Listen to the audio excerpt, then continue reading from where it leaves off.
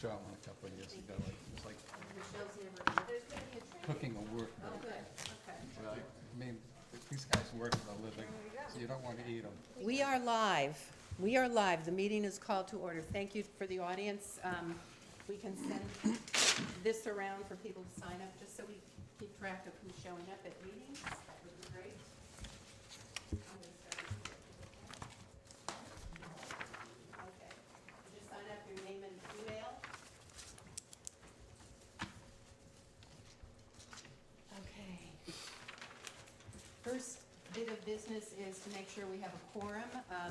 We're missing Matt, who's not well, has COVID. His entire family has COVID. So we need to ask for a motion to appoint an alternate to vote. And Michelle was the first person here, so I would like to move that we appoint Michelle as a voting member this evening. Is there a second? I will second it. All in favor? I- Aye. Aye. Okay, passes. Okay, thank you. The first thing I have on the agenda is minutes review. I know that Eric Tur might be stopping in. He has an update on the Pickpocket Dam report that came out. He has to get to another meeting at 7:30, so I said if he walked in, we'd move the agenda around a little bit to give him time before he has to leave. But let's start with the minutes. You have a copy in your packet. Is there any changes? It's the version I sent to you, to the committee members last week. So if there are any changes, corrections, additions, please let me know. We'll take note of that. So I did, under the section 3, some reported that the housing survey is available, and Two of these. I don't know if that's supposed to be, was it the planning thing. board that Where picked are you? that up? Yes, Right here. yes, planning board, So the planning board will be scheduling the public meeting? Yes. Is that correct? Okay. yes. And then in the next paragraph, it was just a typo, completed, and the results do not appear instead of do not Do not. appear. So I will send those to Matt and have him change those. Okay, anything else? You said something about Page numbers? wrong. Yeah, 2 of 3, 3, mine says 3 of 3. mine said 1 of 2. Oh, 2 of okay, 2, 3 okay, of 2. So One of- I'll just, maybe he changed those too. okay. Here he is. 1 minute, we're just gonna finish with the minutes. So are there any other corrections or changes to the draft that you received or you have to look at? If not, is there a motion? Hope I've given you some time to look at them. I'll make the motion. Matt is very good at this. Is there a second to approve the minutes as amended, as corrected? I'll second. Who's doing the motion? Me. Okay, second is, all in favor? Aye. I gotta abstain, it was, Okay. So, they passed with the corrections. So, Eric, you're on. Come somewhere or just from here? Good. You can bring a chair up and be at the table, that would be great. Yep.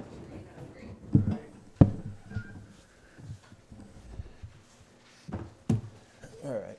Hi, all. So, Becky, how far back do you want me to go, or sort of what's the scope of what you were hoping I could speak to tonight? Well, you have, what, 15 minutes Yeah, before you okay. have to scoot? Okay. Actually, no, that meeting is now canceled. Okay, So, okay. but you probably don't need. I was going to say, but you probably don't want to hear more than 15 from me. So, I'm assuming everyone understands sort of what the history of the issue with the dam study and the dam removal, I guess I'll call it, decision made by Exeter. So basically, you know, that went forward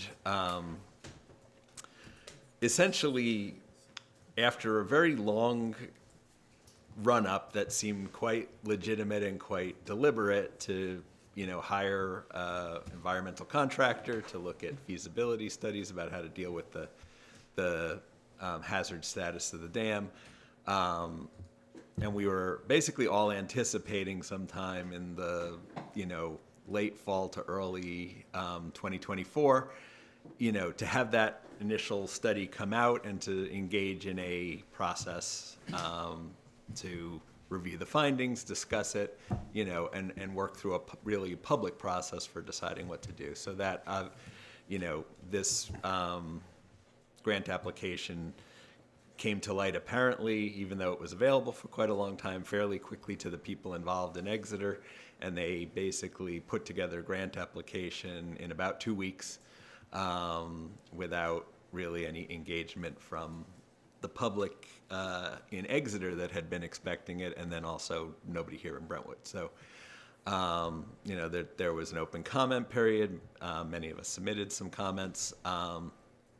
And there's also been a group that formed, naming themselves Friends of the Exeter River, made up of people from primarily Brentwood and Exeter abutters, who have engaged in a process of sort of researching what's gone on. And I think the most significant thing that has come from that process is a series of reports from Fish and Game, from the folks at the state that study the dams and fish passage. So this dam, that the grant that was submitted is for fish passage, specifically to improve anadromous fish, so the ones that sort of go out to sea and then come back into freshwater to spawn.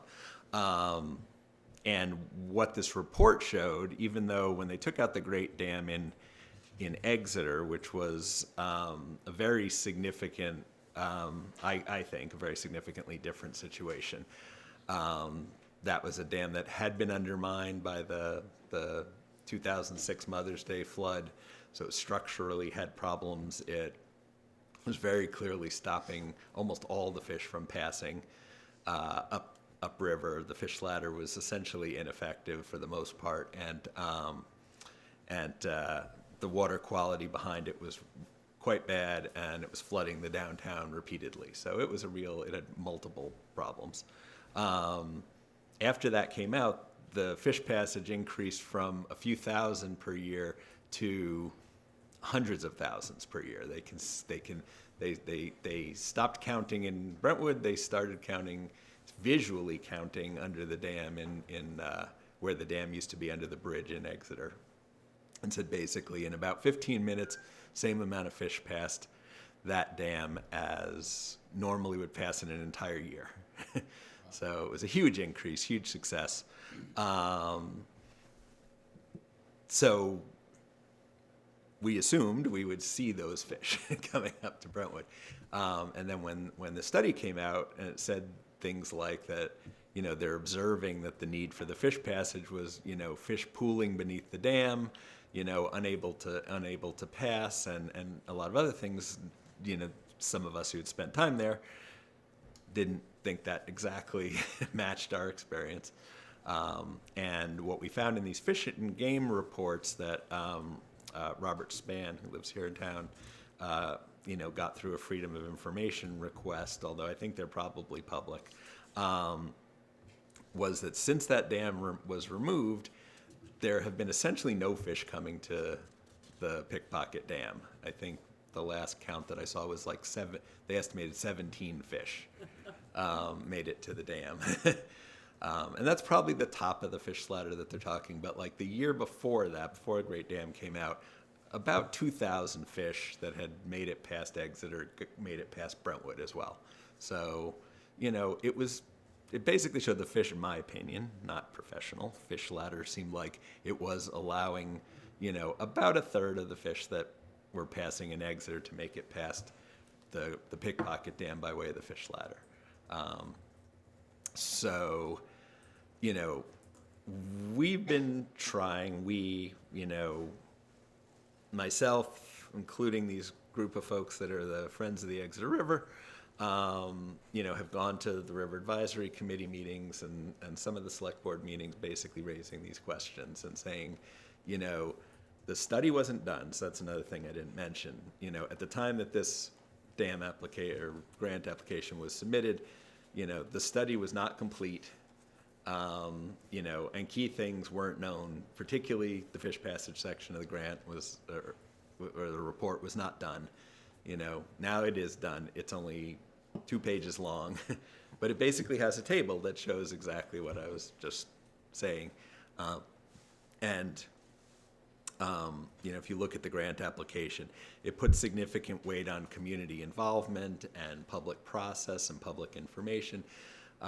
You know, and sort of implies, I'll say more than implies, maybe that Brentwood was, you know, consulted all along or part of the process all along, you know, and to the extent that we knew that there was this study going on and that, you know, we were waiting for the results, that was true. It's just in the final end game, you know, they put in this grant application without obviously getting in touch with anyone here, getting in touch with anyone on their side, and you know, and those sections related to public process and everything, you know, sort of glossed over what happened in the end and sort of, you know, made a promise that there'd be a public process going forward. But at the same time, there was the town engineer in Exeter pretty strongly, when both the advisory committee and then the full select board had to vote on this, you know, basically pushed to make an affirmative statement that, you know, they had made the decision that taking out the dam was going to be their preferred option. So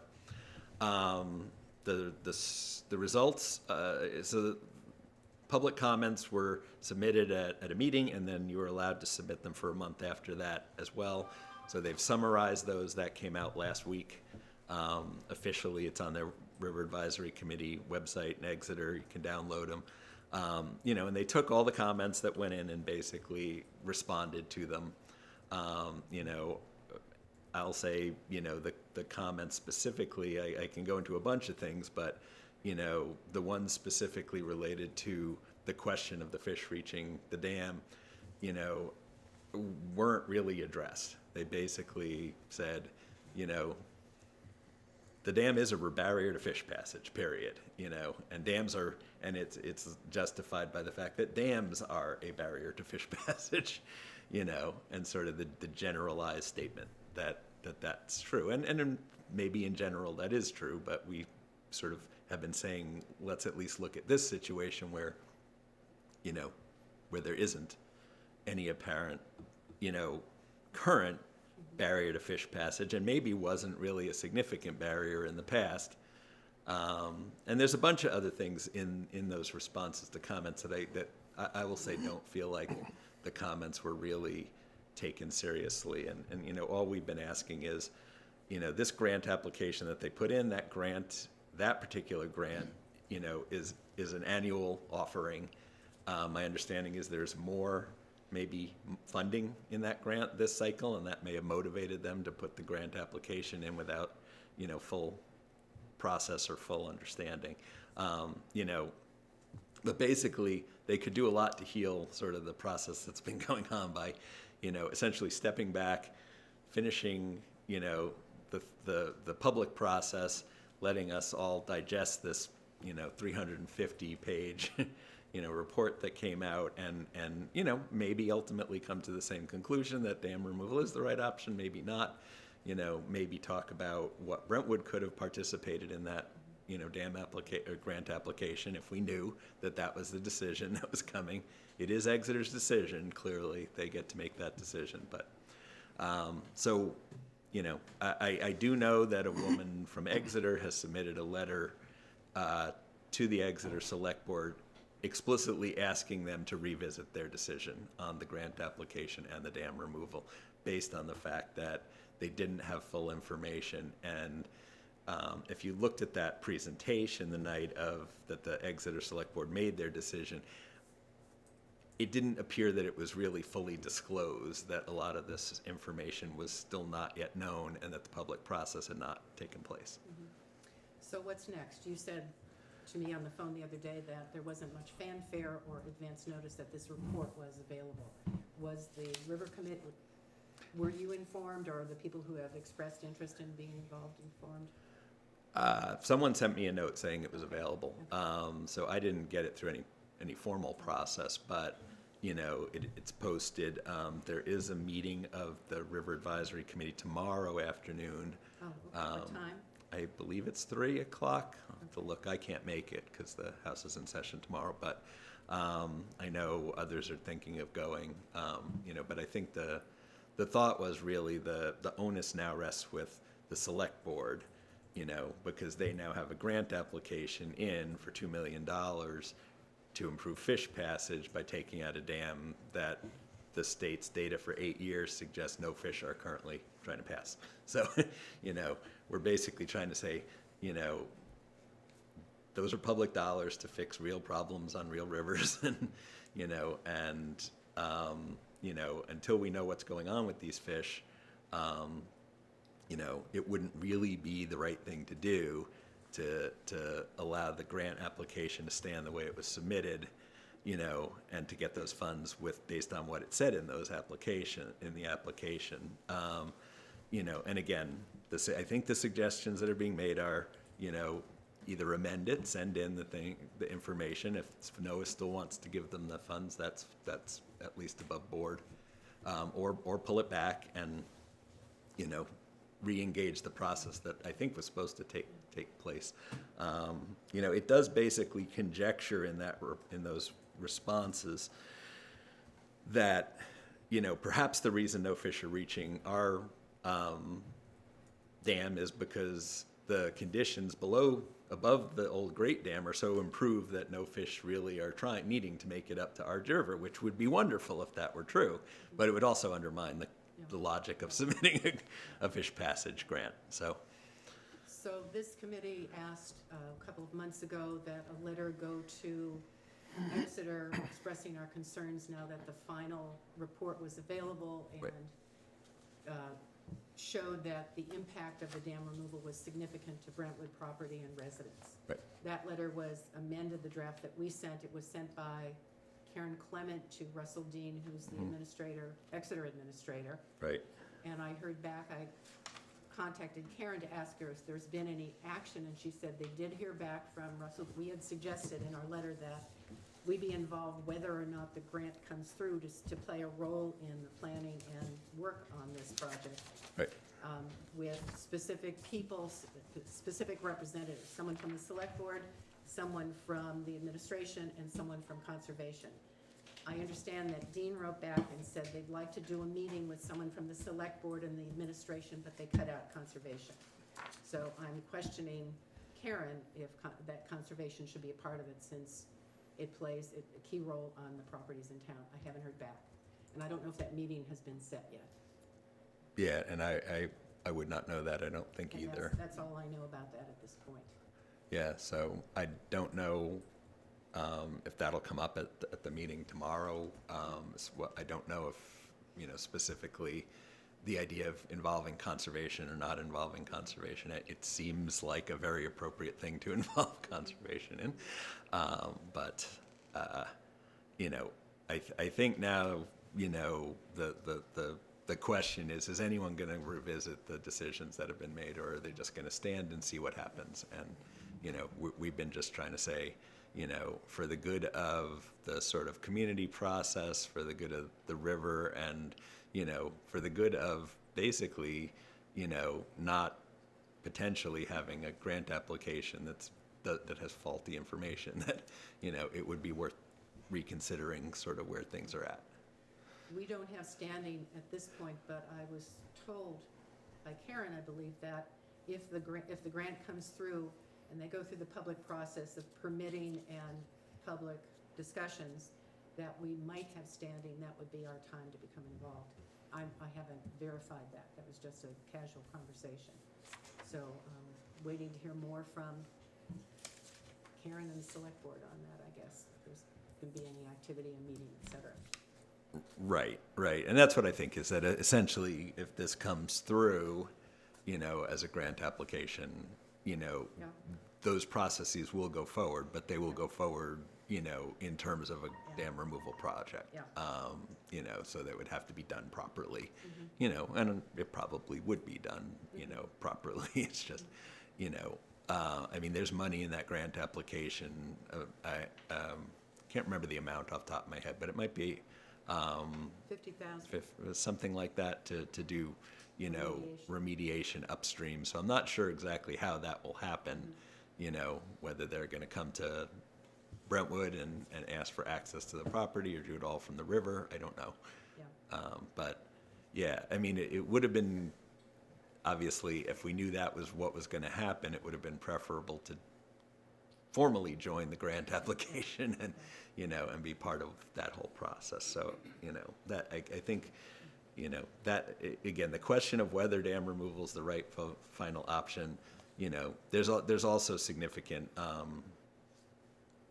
you know, issues around, you know, the hazard status itself, you know, and I know some people have gotten interested in that question because there's apparently been a very large increase in the flagging of dams as high hazard, and they're entertaining a rulemaking right now that would change the requirement from the ability to pass 2.5 times a 100-year flood to the ability to pass the water from a 1,000-year flood. And actually, I can't imagine there's a lot of difference. Like 2.5 times the 100-year flood is really a biblical flood. I mean, I don't know if anyone was here for the 2006 flood, but it was significant. Like it was, you know, the water was, you know, over the fish ladder controls and everything else. So, you know, that would be in it, you know, and this study that they're doing also factors climate change on top of 2.5 times a 100-year flood. So it already is, I think, taking into account a 1,000-year flood. So, I mean, 3024 is a long ways away. Any comments from conservation or the audience about the dam project? Rob? Has SRLAC taken a position, and are you here talking as That's an resident SRLAC or our House of Representative? That's an excellent question, and thanks for reminding me. I'm not speaking on behalf of ESRALAC. I was away when ESRALAC met, and this came up. We haven't met again, so I haven't reviewed any minutes from that meeting. They did submit a letter, short, one-paragraph basically letter, saying that we find the study to be well constructed or something like that. They didn't, I don't know whether explicitly or not, but they did not take a position on the grant application, just basically said it looked like the study was done properly. So you're here just as a resident? So thanks. So I'm here just as a resident. I will say I have reached out to the person at Fish and Game, because I'd like to know more. The public, by way of advertising, the Alewife Festival is taking place this coming weekend in Exeter. I'm on the planning group for the Alewife Festival, so I encourage everyone to come. The study will be one of the presentation tables. Fish and Game will be there to show off lamprey as well as the 2 species of alewife. Usually they should, you know, and so it should be a celebration of the alewife. There's been a lot of progress for that. You know, and I've asked a few questions, and this I guess I'll say I'm doing as state rep, about the process for setting the high hazard dam requirements at that level, because it seems a sort of out of scope for what I normally think of a planning process. You know, I mean, I don't think it should be 5 years, but I don't know if I think it should be 1,000 years. Thank you, Eric. Thank you. Anything else from anyone? Bob? I just wanted to clarify, do you live on the river? I do, yeah. I'm in a butter, yeah. And the part of the river you live on, is that the part, is that impounded by the dam? So they Is it estimate. affected by the, Yeah, so they estimate that the change in the river depth at the dam, right where the dam is, would be about 10 feet, and then it tapers up to basically the canoe put in at Rowell Road would be basically the upper limit of the impact of the loss of the impoundment. My house is about halfway between the two of those. We're on a specifically stretch that's fairly deep water. So, you know, the river probably will still flow through there, but that whole big, I don't know if I've got a visual map that I can't give you all, but, you know, there's a big ponded area sort of that goes over toward Apalanes and Rowell Road. You know, all that will go away. I think they said the wet area will decrease from about 90 acres to about 20-something acres. So the majority of what we consider to be like the water surface will disappear. If you go onto the website where the study is, the VHB study, Yeah. there is one slide that shows what the riverbed will look like after the dam Right. is down, and there is a significant, that all goes away, the area you're Yes, talking about. right, It's exactly. just a narrow blue line on that, so it would be interesting to look at that. And that came out after they applied for the grant. Right. Yeah. Yeah, that part, the wetlands part of the study wasn't done, I think, when they did the grant application. Don't quote me on that, but I'm pretty sure it either was done right before or wasn't done at that point. The fish study wasn't done. The structural study of the dam wasn't done at that point. They basically have said it needs some work on the gate control, but other than that, the dam doesn't have structural deficiencies. So, the idea of it being a high hazard, and again, that's a much harder thing to argue because it's a state regulation, but, is that, if there was almost 1,000-year flood and the dam were to fail during that event, that one house on the river, right, basically where it crosses. Yeah, right at that very low point where you cross over on Route 111 as you're heading into Exeter, that one house would flood at least 1 foot over the bottom of the first floor. So, I have a picture of that house during the Mother's Day flood because I was impressed at the fact that their garage was almost completely invisible. So that house is already in a difficult spot. They also talk about Route 111 and the bridge at Route 111 that could be overtopped, but a couple of us who have looked at their numbers, they didn't do sort of what would the 1,000-year flood look like if there wasn't a dam failure. And I think from what we've been able to intuit from what they've got is that bridge would already be overtopped in a 1,000-year flood, even if the dam didn't fail. So there's a couple of sort of, technically it meets the requirements, but functionally speaking, it's hard to see that the dam is really like, high hazard sounds like a ticking time bomb when it's really kind of not. And that also implies no manual operations of the dam. So basically you wouldn't open the gates and things like that to allow more water to go. This is if you left everything alone, which again, 1,000-year flood, hopefully the Weather Service predicted it. So if there are no other comments, I would encourage people to go, who have interest in this, to go to the River Advisory Committee on tomorrow at 3 p.m. 3 p.m. in the Exeter Town office, which is right on the square by the bandstand. Mhm.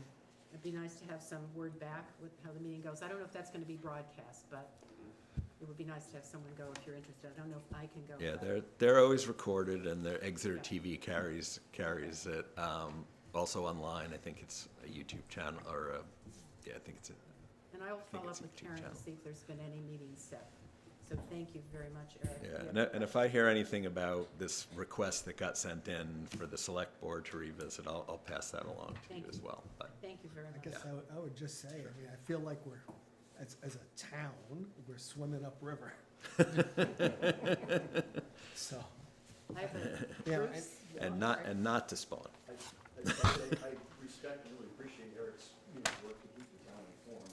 I mean, we are on opposite sides of this. I started following this process back in 2016 because my family owns a riverfront property. It will be impacted by the result of the dam taken out. So I've been going to meetings. The first one was in 2016 at the corporate middle school in Exeter. Right after that initial safety issue came out, or the letter of deficiency was written by the state to the town of Exeter. So that was really impetus. That's what the town of Exeter has been working to address, that letter of deficiency. I never heard anything about fish, at that point. Right. Clearly, I would think that if the dam is taken out over a period of time, fish access will be somewhat greater, and then those fish spawning upstream, may return to the ocean. But I'm not a fish person or an expert. I just remember as a kid at home, my parents had a clothesline, a 2-inch pipe, and every year barn swallows would come and build a nest in that pipe. And then every year afterwards, they'd come back. So my thinking is, Oh. this is unscientific, drivable fish might be in that river, that over a period of time, may prove different. But that, I think the point is that fish was never an issue when all of this Yeah. process began. And long before Exeter agreed to pay $375,000 in engineering costs, they were reacting again to the state demand for, renovation. In Brentwood, I don't feel that Brentwood was really very serious and meant a lot to the town of Brentwood. I think Exeter would say, we should contribute some money toward the process. And I think that we have many requirements for funding in Brentwood that far surpass the expenditure of money for adding to the cost of the work. I'm sure, again, as I said in other meetings, if the town of Brentwood wanted to buy that dam, you have control of that dam. For $1, you could buy a quick deed to that dam. But then we're responsible. It's like a Right. privilege to drive in New Hampshire. It's a privilege, it's not a right. So if we want to control that, we can't ask Exeter taxpayers to foot the bill unless we're willing to stand up and Thank you, Yeah, Bruce. and that might have been part, let me just say one thing that I feel like I probably should have said, I joined the Exeter Swampscott River Local Advisory Committee because I care about the river, because, it's not just a place to play behind the house, it's a beautiful resource. All the land's been conserved along the river, it's really quite spectacular, and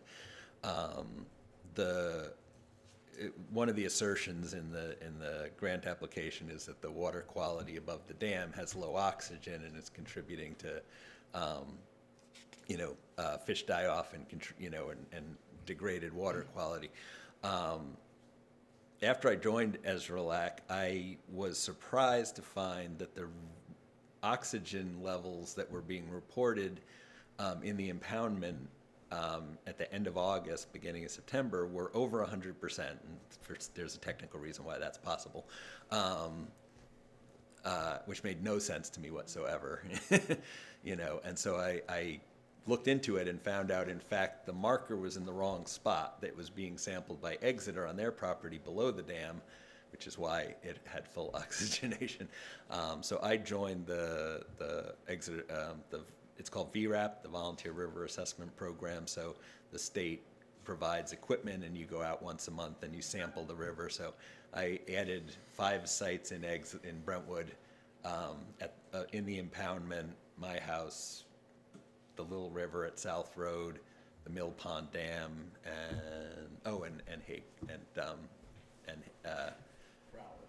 Hague Road, actually. And oxygen levels do drop. I don't think I've ever gotten readings that were shockingly bad, but most of my sampling was last year when basically we might have had a big flood. So anyway, I just wanted to say that in answer to Bruce's thing, if the dam's causing a problem, I'll be the first one to say it should go, but I just feel like the process has been flawed. Thank you, Eric. Thank Yeah, you. okay. Okay. Thank you very much. Are you staying to enjoy our company? I'll hang around for a bit. Okay, okay. My wife and daughter just returned from school, so they're going to be waiting on me for dinner in a little bit. Thank you. As you can see from your packet, there's a lot of information in here that we're gonna go through tonight, so I don't know if we can hold to an 8 o'clock, but I'd like to be pretty good about this. Next item on your agenda is bills and reimbursements. For our roadside cleanup, I ordered and picked up donuts and coffee at Heavenly Donuts, and the invoice, which I paid with my credit card, is $121.78, and I would like a motion to reimburse Rebecca for the expenditure of Make a coffee motion, and donuts. reimburse Rebecca for coffee and donuts. Second? Second. All in favor? Aye. Aye. I will submit that to, what's her name? Karen. Blank, okay, thank you. Correspondence and notices is next. We had mentioned Lambert, the project on 125, that's still postponed with the planning board until May 21 while the engineer works on the concerns that were expressed. We had an inquiry from a group called MTI Poly X at 50 Pine Road, tax map 205-006-001. That's the name of the corporation that has that site. It's on the left side as you go down Pine Road towards 101, or towards 27. They contacted the planning board, and they were given my name and my contact information, so I heard from Todd Valentine, who is an employee of MTI. I called him back after the email and for an initial conversation. I followed up with Glenn Greenwood because I wanted to find out how far along the plan was and what the objective was, what MTI wanted to do on that property. Met with Glenn, got a lot of information about the proposal as it's now currently drafted by MTI. I participated in a Microsoft Teams meeting on 5/1 with Glenn Greenwood, Todd Valentine, and 2 staff from the engineering firm. They are proposing a 15,000 square foot addition to their facility. Tentative plan is to schedule a presentation to the planning board June 6th. Butters will be contacted. If they can't meet the requirements for the plan by then, they will schedule with the planning board the following meeting. Concom's concerns that I expressed to Mr. Valentine were wetlands. There are wetlands on the property. There's a fire pond, a man-made fire pond, and swales for stormwater runoff off the building. So there's our concerns. The property borders the Fish and Game property that backs up to that property. They likely will have a joint site walk between planning board and conservation. Glenn said that if less than half of the planning board membership is familiar with the property, he would recommend scheduling a site walk. There's been something on that industrial land for the last 25 years. MTI is part of the original owner of that property. Glenn said it's not virgin land. We will hear from Valentine and from planning board what the next step will be if they meet the June 6th meeting. And then they would come to us. So I just wanted to give you a heads up that that's in the works. Planning board hasn't passed any review of this. That will happen in June, so just wanted you to know that's coming up for us. Any questions? I'm not familiar with the property, so I would like to participate in that Are they the sidewalk. propane company? I don't think so. I think they're a plastic sheeting company, coating or company. I'm not sure exactly what MTI does, but I think that's what the description would be. It's a big warehouse right now. There is that pond and swale, and he walked us through the plan on that Microsoft Teams, so he knows what some of the things are concerned by planning board regulations. So they need to expand 15,000 square feet. I'm just trying to pick out which industrial place we're talking Well, about. there's a little roadway that goes, Industrial Drive back there. Yeah, And they're right off of that. they're down there. Right down there. So look up on the tax map for that parcel number. So behind the driving school in front of the propane. Probably. I don't know where the propane company What's is. the tax map number? 205-006-001.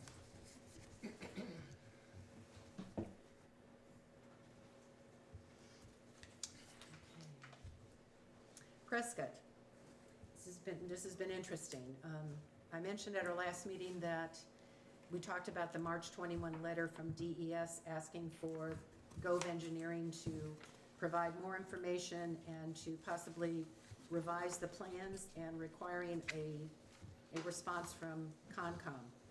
So it was suggested, I emailed and contacted Brendan Quigley, who's the engineer from Gove Engineering, who drafted the wetlands application, and about the need for Concom to sign off.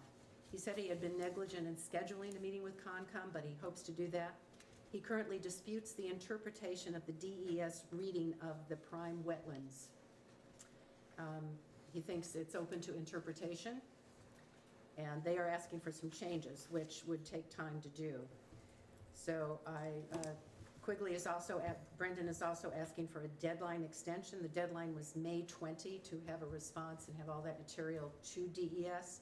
He's asking for an extension and will do so next week.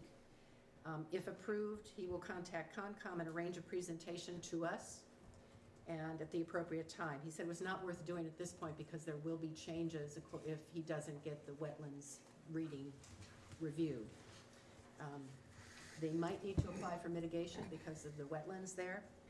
And if not, if there's no concurrence from Concom, it will require a public hearing, an arena. I also reached out to the specialist who submitted my March 21 letter, Kristen Duclos. She has not seen an extension request, but showed me how to determine on the website, how to go onto the state website to find out if it's been submitted. DES is going through some reorganization, and she said they're pretty busy right now. It's a little confusing, so this is a more complicated process right now. I think that's it. One thing that showed up on the plans that wasn't clear before, and I think that was my oversight, we talked about the project backing up onto conservation property. On the plan, it shows there's an easement that's both on the Epping side and the Brentwood side of the property line. It's held by RCCD, and Brendan said he has a copy of that easement. He thinks it's an old one having to do with the dragway. It's something that goes way back, and it's a very brief document. Documents for easements years ago were very simple, but he's going to send a copy of that easement to me. I talked to him at about 2 o'clock this afternoon. I have not seen it yet, so we'll hear more from DES and from Prescott on this as they move forward with their compliance. Any questions about that? This has gone on for a while, so I know Planning Board has given them a conditional approval. 2 years. So For that 2 they years? knew there were gonna be some of these Yeah. issues that have to be worked out. Yeah, ZBA is the agreement and all Yeah. rights of authority variances, Yeah. special exceptions. yeah, They're just working through the state process. yeah. Okay. And Lisa, you were gonna contact RCCD, but maybe Brandon will provide that. I did. Yeah, I haven't heard back from them. okay, yeah, okay. Old business, perambulations. We have one town left, and I think that's Exeter. Bob? Yeah, we sure do. I will, I'll call them tomorrow and try to set that up. I've been very busy, so. The Conservation Commission manual revisions. I know that Michelle, Matt, Rob, and Lise were involved in that. So I asked Matt about that, and we haven't met. He said he would work on that and send that out, so. And you had a conversation with Matt about it too. You had submitted some changes, recommendations. I had submitted your changes. I also met with Glenn Greenwood. He reviewed all the RSA language, and suggested a bunch of other, changes and updates, and I submitted all those to Matt, and I think he made most of those, and then we're just going to work on a couple of the attachments for like the open space lands that the town manages and things like that. Okay, so probably June, we'll hear more in June. Okay, thank you. Forest Management Capital Reserve has been, that's the next item on the agenda. Mentioned a couple of times at our meetings, the trust funds, trustees of the trust funds will be meeting with the select board on May 21. To give you the background for those who have not been here, 3 Bearings, the investment firm that manages our trust funds, is questioning whether this fund still exists. I went through the natural resource inventory that was done in 2006, and there is a recommendation that the town forest, what that fund is set up for, be logged 3 times between 2006 and 2040. To my knowledge, I think 1 logging was done on that property. I don't know when, but I think 1 project was done. So I'm going to give Julie Avant, who's chair of the trust funds, that information, and then we'll take it to the select board. I think the fund should continue because it has value and we can use it for projects. So just to complete that loop on the trust funds. If no questions, property reviews and update and status. No update from Speed still. We don't know what they're going to do with that 1/3 of an acre. Swayze, no change. I talked to Dexter just to ask for an update, and he said they're still considering their options, so that's just as it is. And no other new inquiries at this point. So the next item is roadside cleanup on your agenda, and Andy, you were there for all morning. Yes, me and my wife Deborah were there, and there's about a dozen people who showed up. Pretty good turnout by the town. The coffee and donuts was a hit. A lot of bags were given out. I myself picked up 3 and filled 2 just on our road, and I guess it was a pretty good turnout despite the rain. Yeah, it was raining. I kept a list of who showed up, and I think I came up with 28 names, which Yeah. was amazing to have that kind of turnout in that weather, but I see quite a few bags on the side of the, when I was riding my bike, I did see people putting bags out for curbside pickup, so I guess it was a success. yeah. So, I returned the supply of bags to Andy Gray in Recreation last week, and he asked if we could meet, possibly to consider a joint effort next year. They need to do their cleanup before practice season begins. So this, if we do this, it would be earlier in April. It doesn't necessarily have to coincide with Earth Day, but then we'd have more volunteers and more volume of people doing things. So that's an initial conversation to do that next year, and more planning in this. So, yeah. And there were suggestions how to increase the value of the roadside cleanup, how we could involve kids and Boy Scouts and things like that. So that's good planning, heads up for next year.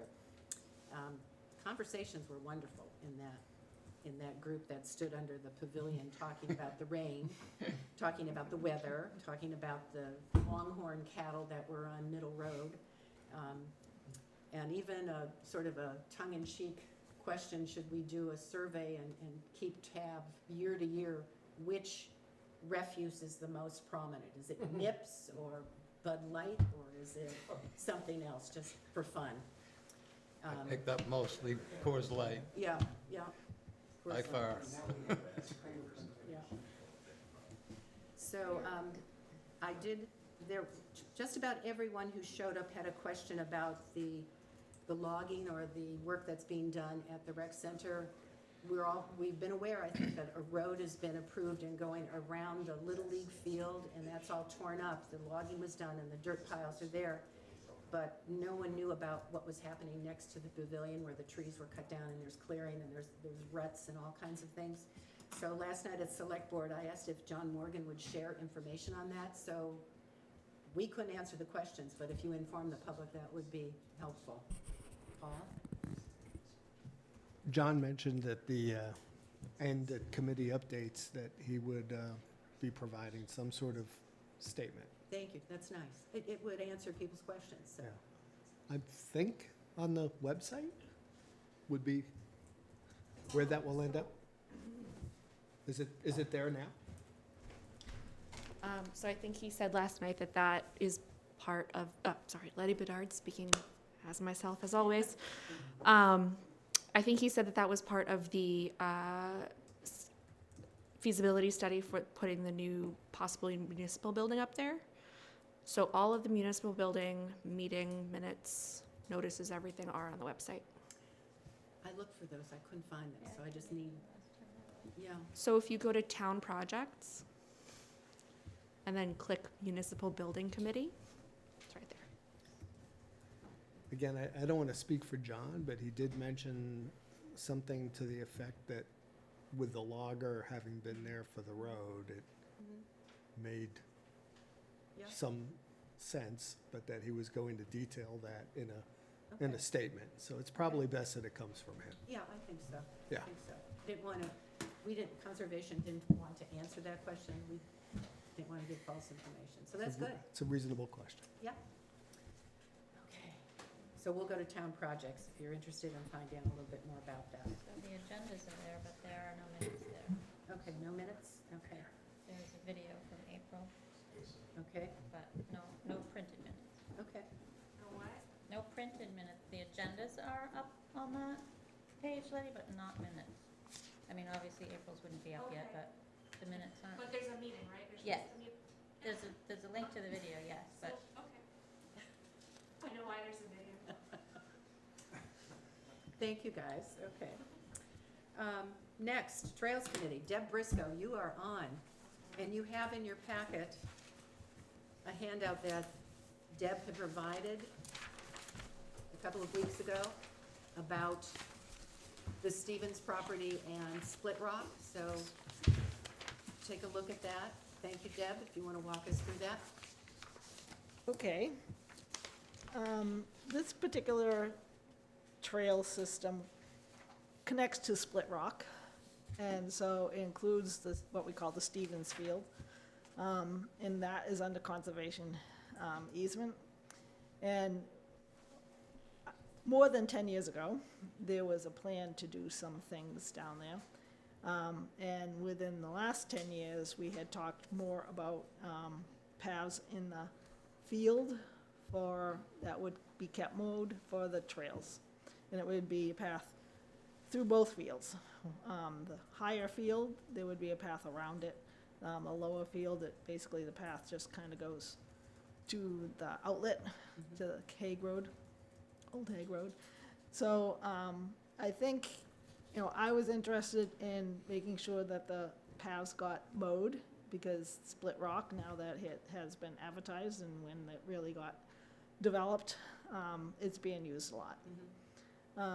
And so what we would like to do is, again, have the paths done monthly.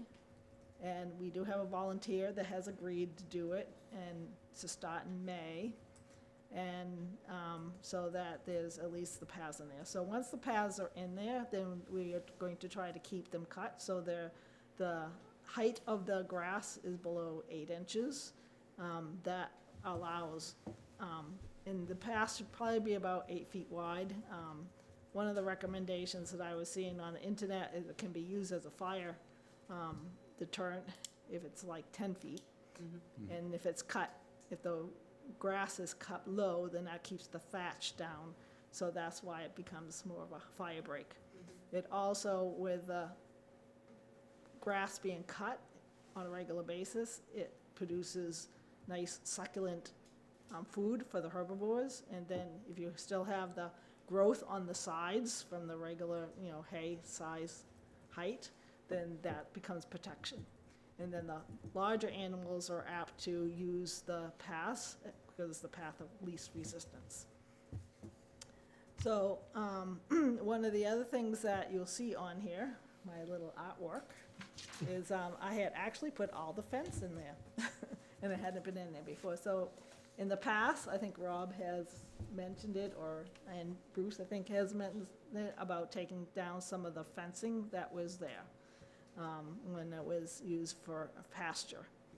So again, I'm the Trails Committee, so I'm interested in the paths, but I'm willing to work with the Conservation Commission to help them out. So it's kind of, you have to decide, I guess, what you want to do with the rest of it. There is,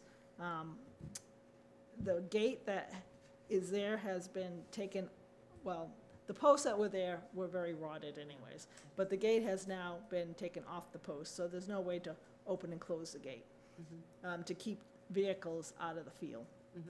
So that really should be replaced, and it depends on how you want it to be replaced, whether you want to provide some parking in the field at all, or you just want to have kind of where it was positioned before. You had the opening to the field, and then the fence went in a little bit, and then went like this. So you had a way to get the car off the Old Hague Road. So that Old Hague Road does get used by the hunters, or has in the past. So during the hunting seasons, you do see cars going down there and finding some place to park off the road the best they can. So there is one unidentified parking area that is used, probably fairly regular, because it's a nice cleared out area. Otherwise, they try to park on some of the paths that are on the side. So that would be, like, this could be done in phases. You don't have to do everything all at once. You can decide what's more important to do right now, and then progress as you go on. Oh, the other one was the culvert. So there is a wet area in that field, and if you walk that field, there is a swale, and that swale has been there for a long time. And my understanding of where the swale is there, because it was a hayfield, so you want to try to keep it as dry as possible. So we had this little wet area, so they put the swale in so it would dry out faster. So we are recommending not to use the old path that goes nearer the wet area, and to use, put a bridge or a culvert, or flatten the area out across the swale, because if you're gonna get a tractor in there, the culvert, the swale makes it very difficult, puts the, especially with a mower on it, it puts the tractor in a weird position. So they can't go over it, so they usually have to find a way around, mow, back up, mow that way, find a way around, mow, back up and go that way. So it'd be better if they could just go right across it. And, so that would be a recommendation, that would be a top recommendation to me, plus doing the paths and the gate. Okay, thank you. The question about the fencing, we've had a number of conversations about this, removing the fencing, since it's no longer used for cattle grazing. Some of it's in the woods, some of it's right along the stone walls that are the perimeter of this field. We had requested that the select board send a letter to the Woodman family. Andy Artemovich mentioned it at a meeting a couple of months ago, a select board meeting a couple of months ago, to have a letter sent. I've asked Andy if that's been done, and I haven't heard back whether they have contacted the Woodman family. I don't think it's been used in the last couple of years for cattle. No. And there's encroachment of brush and shrubs on the perimeter of that are starting to encroach on the hayfield. So that is the other concern, not only removing the fence, which in some places is deteriorated, and also to get rid of the shrubs. So I'd like to find out if the board is going to do that letter and when that's going to go out, so we can plan the work to get volunteers and things to do this.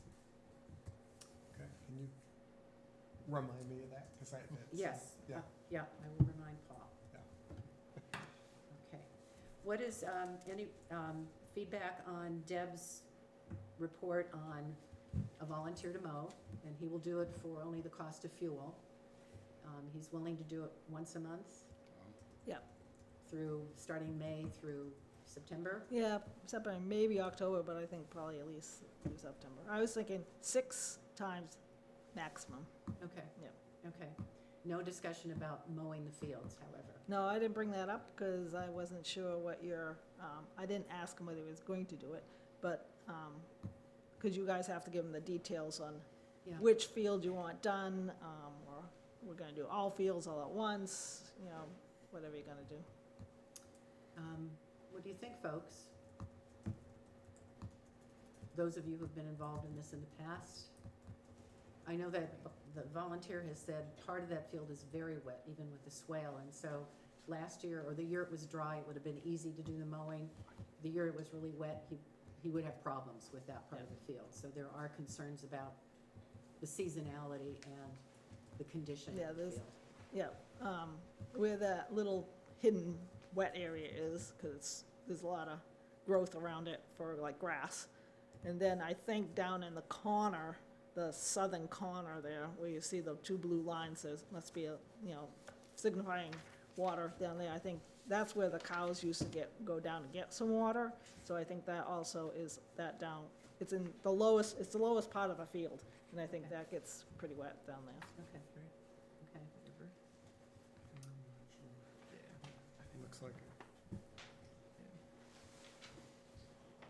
I mean, I would recommend that both the fields get mowed at least once a year, but I don't know how. That'd be my recommendation. Both sides, it's a stone wall that splits the fields, right? So alternate, no, but do both in once a summer. Yeah, definitely. At least that'll keep the fields being fields, the brush Okay. back.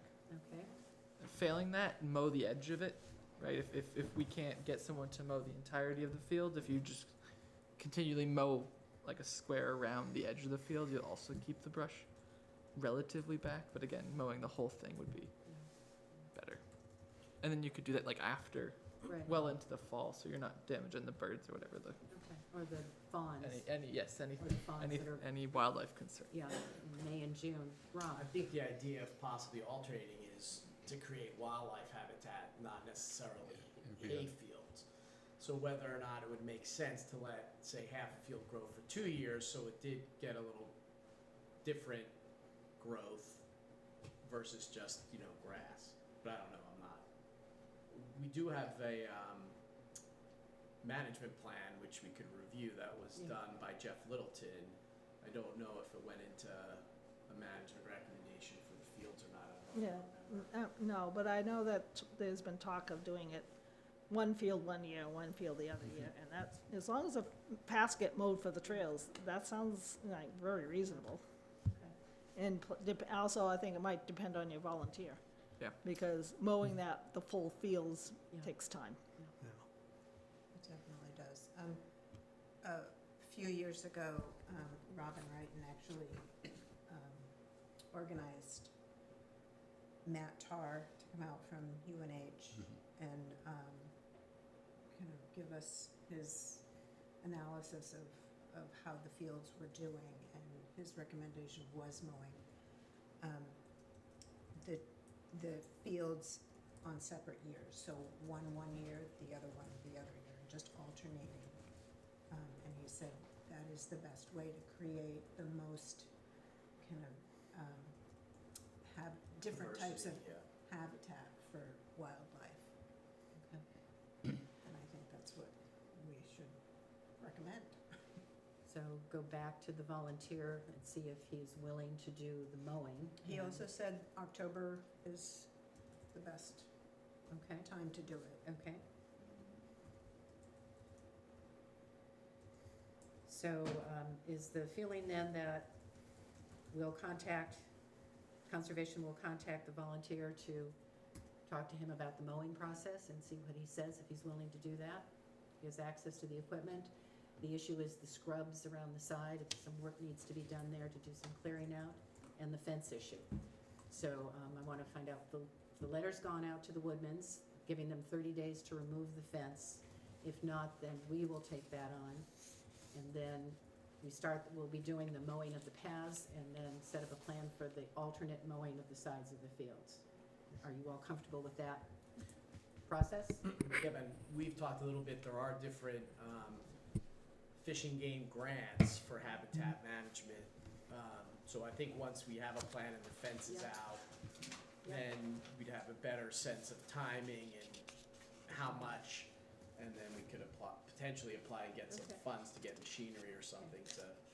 Okay. Also in that field with Matt Tarr, when we did the original project, the UNH kids and graduate students need to do a certain amount of volunteer work, so we did have a couple volunteers come out and do a bunch of chainsawing of things when we originally did the project, so that's another avenue of resources Is to he help. still there? Is he still a contact for that? Matt Tarr? Matt? Yeah. So, Okay. They were removing invasive species, weren't they? They took down a lot of the alders, just because they were dying, kind of right outside the fence line. So before our next meeting, we'll move ahead with determining the letter, contacting the volunteer, making sure that who's removing the fence, and talk to Matt Tarr about the possibility of using UNH students to do some clearing, Nice. and what we can do with the fence removal. I know some people have volunteered to help with the fence removal if that goes forward, so that's the outline of what we're gonna agree to tonight, to present and then confirm for next meeting, move ahead for next meeting. Question. Yeah. Rob, where were the grants available I from? think it's, I said New Hampshire Fish and Game, Small small grants, grants or something, yeah. yeah. The USDA may have some too. Okay. I can talk about my pasture walk, but part of what the pasture walk was, she gave us a lot of information about other funding, availability for USDA for all kinds of Okay, property maintenance. okay.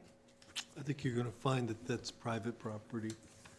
that they don't give grants at USDA for Yeah, municipally owned property.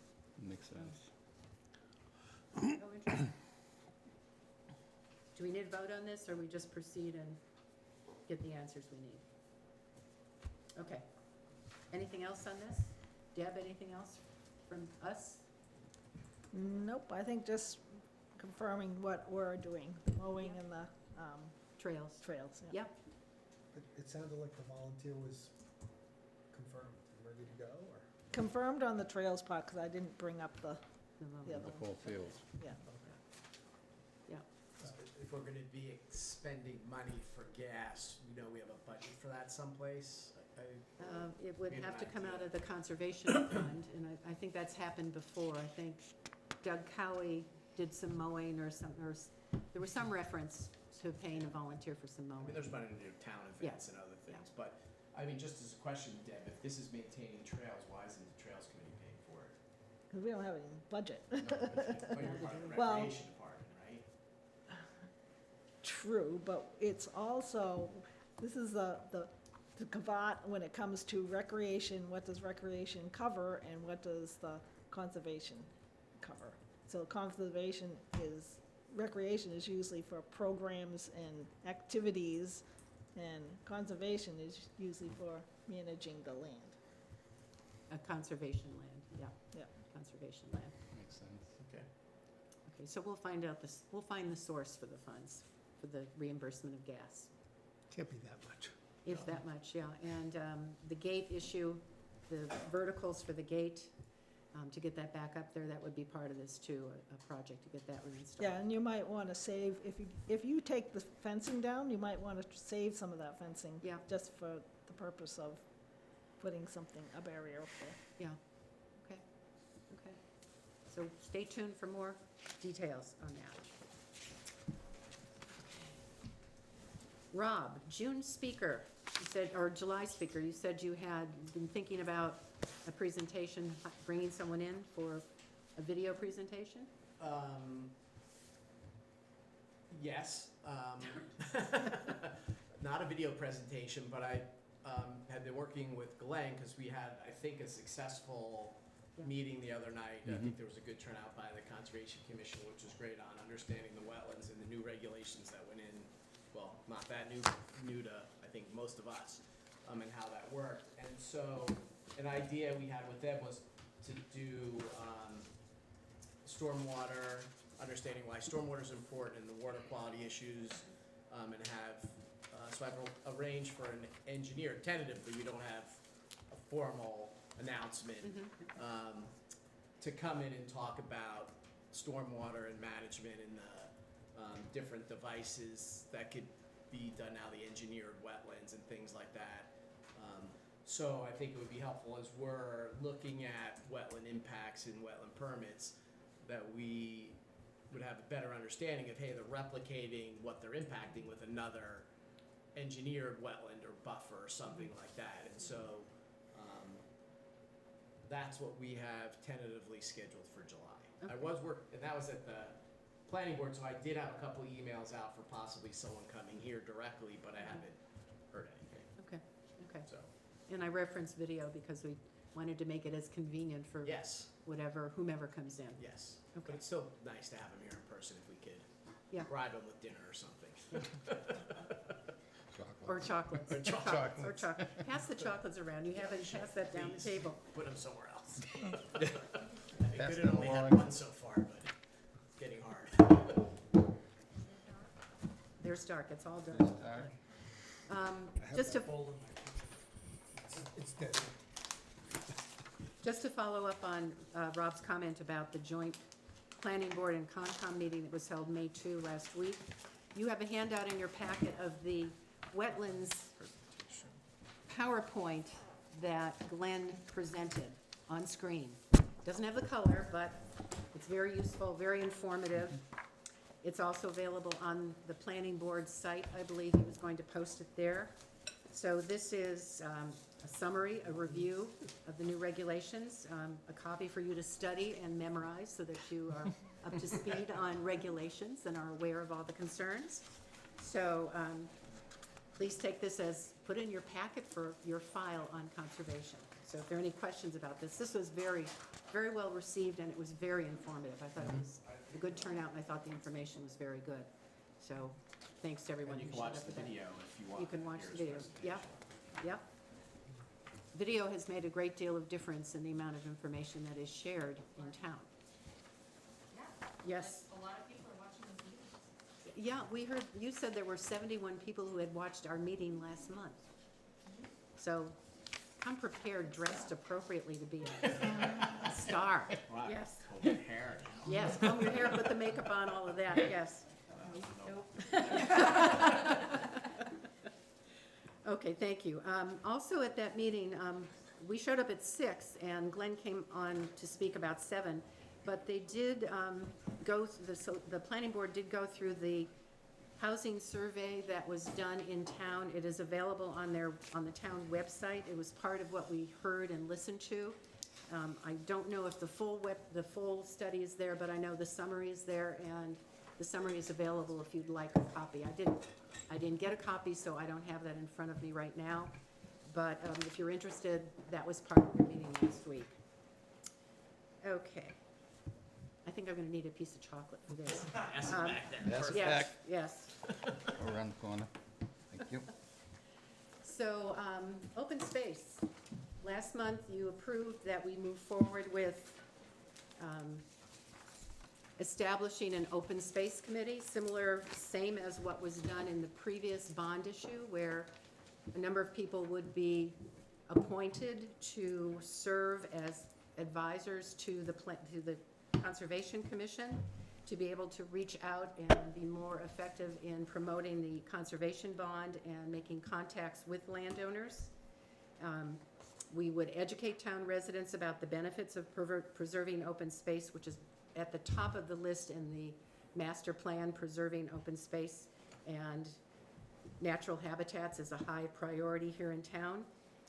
Some people may already have been thinking about this, but we will educate people to encourage more to think about that. We'll provide information, brochures, handouts, and you have a sample in your packet of the handout that was produced for the last Open Space Committee. Just to give you an idea, it wasn't in color, but publication has improved greatly in 20-some years. Also, there's the summary, a revised summary of what I sent. It's basically the same, but I cleaned it up a little bit, so that's how we're functioning. We're operating on the premise of educating the town. It's a repeat initiative to reach out to residents who may be considering conservation. We had the initial discussion in March.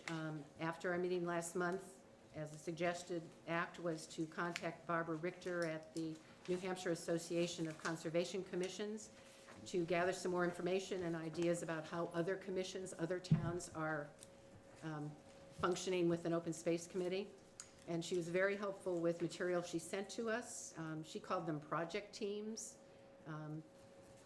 She provided the RSAs that guide our work as to our ability to create a group, how the RSAs play into this for right to know, and samples of letters they use to approach conservation, to approach landowners. We talked about the membership being 5 to 7. That's what was presented last month and at the April meeting, and you approved to proceed. So far, I announced last month that Lise, Rob, and I agreed to serve on the committee, and we were going to talk to individuals who had been recommended as possible members of this committee, still keeping within that 5 to 7 membership. And so I've been contacting those people. Lise and Rob and I have talked about that, and I have 2 people who have said yes. I'm still waiting to talk to a couple of others, but I think getting a start on this, instead of doing it all at once, I'm going to ask for a vote to enact or to approve Rob, Lise, me, and these 2 individuals as the first members of this open space committee. When Rob and Lise and I did some brainstorming on how this would unfold, we talked about the kinds of skills that would be important for this committee. A knowledge of town, ability and experience with conservation issues, willingness to do the work, to reach out to landowners and to talk about this, to initiate the conversations. Someone who could help us put together the kinds of materials that we want to distribute to potential conservation easement holders, how to inform them, what are the benefits and how it would benefit the town as well as the landowner, what are some of the resources that can be drawn into that process, what is the time frame that technically it takes a little bit more than a year, maybe 2 years, depending on that parcel. So with those skills in mind, I went ahead and spoke to 2 individuals that were recommended. One is Robin Wrighton, who would have the marketing, writing, where do you go, set up, I'm losing a word here, graphic ability, thank you, graphic design. She's done that for a number of other groups in town, and so I would like to recommend Robin to join the 3 of us. And the other person I've spoken to so far is Jeff Dvorak, who has been in town for about 6 years, lives off of Middle Road. He is a professional in the field of environmental services. He's working right now for the Army Corps of Engineers, doing projects all over the eastern seaboard from Cape Cod up through northern New York State. He did have responsibilities with the company over in Mongolia, worried, concerned with water values and wells. So he has a lot of background in environmental services and a knowledge in those fields. I have his bio. I didn't bring his bio with me, but he is willing to serve. He would like to get his feet wet about, technically, that's the wrong thing to do. He would like to become involved in some way. Wasn't sure that he would be interested in serving on the commission full-time, but this would lend his expertise to that. So I would like to propose a motion that we create this committee with Lise McNaughton, Rob Wolfchuk, Rebecca Dunham, Robin Wrighton, and Jeff Dvorak to initiate the committee. And I would like us to take a vote whether we move forward with those, we 5 individuals. There will be room for others, and that will evolve, but I would like to start with this. And then a point of discussion for the Yes. expansion moving forward. Mhm. I know there was some discussion about, opening, that process so that it was published, Yes. townwide. Yes. And, gave people that opportunity. So, the broader the search, Yep. the better, Yeah. we can Yeah. find. I would like to see we've got sort of a resource list so far of a number of people who've been suggested because of their knowledge of specific landowners or their background. So we would keep adding to that list. And I don't think this will be a stagnant committee. I think it will evolve and things will happen that require a specific individual to act on that or to do the reaching out. So I see this as a little bit of motion in this committee. Makes sense. So, Yeah, I happened to watch the meeting yesterday, and it's something that I didn't really think of, but, I mean, I like the idea because we don't know who's out there? who's out there. Yeah. And just like a Jeff showed up, who Yeah. is an engineer that none of us really knew about, that did conservation work and has been before conservation commissions, there could be other people that did this in a prior job that we don't associate with it. So it sounds like you could still be appointing Yes. those people, but Yes. I agree with, I don't know who made the points last night, that it does seem like a good opportunity to see who might be out there, and then as we move forward, and whether it's on the subcommittee or something else, Yeah. I do like that idea Yeah. myself. And I'm sure there are amazing resources in town, as we find Yeah. with communications committee or energy and efficiency. So getting the word out that, yes, I mean, so is that something that we could do, is put something maybe on the website or however it goes out that says, we're forming this committee, this is what it's doing, if you're interested, please contact, Mhm. Yeah. Becky, Yeah. or something like that. just Becky, just say Becky. Well, how, the chair of the The chair of conservation commission, conservation. sorry. Yes. No, I agree. There are resources that we could draw on that we aren't aware of at this point. Yes. So back to the motion, are you willing to vote to enact the committee with those first 5 members and then proceed to gain knowledge of other resources we could use and other individuals we could draw into it? I think that's an excellent first start. I would be supportive. Do you want me to make the motion? Yes. All right, so made. Is there a second? I'll second. All in favor? Aye. Aye. Is that everybody? Aye. Okay, I any, can't vote, correct? you can't vote, no, Yeah. you're an alternate. So how many votes do we have? 1, 2, 3, 4, 5, 6, 7, right? Motion Okay. carries. Motion carries. And I will follow through on the idea of making a public announcement that we are doing this and that we would like to enlist other individuals to be involved. I think last time the committee was 5 people, and I don't know if that was a stable, consistent group or if it evolved over time. It did change. Okay, so we're gonna see that happen. Okay, thank you.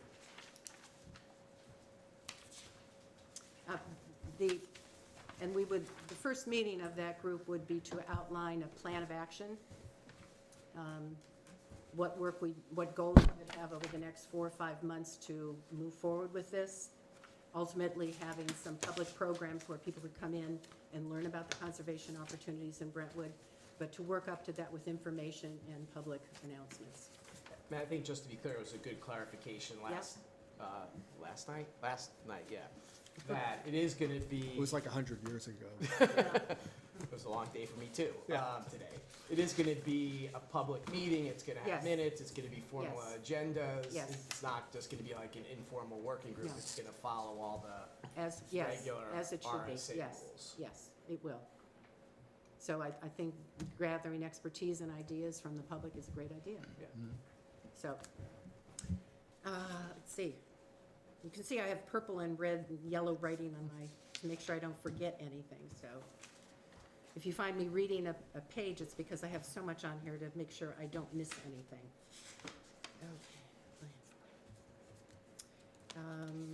We did present this concept I did present this concept to the select board last night, and I know, Rob, you watched the meeting. I was there, Paul was there. There were some questions about right to know, 91A, as well as the composition of the committee. We are going to be discussing that with the select board, but Paul, do you want to say anything about the right to know issue that was raised?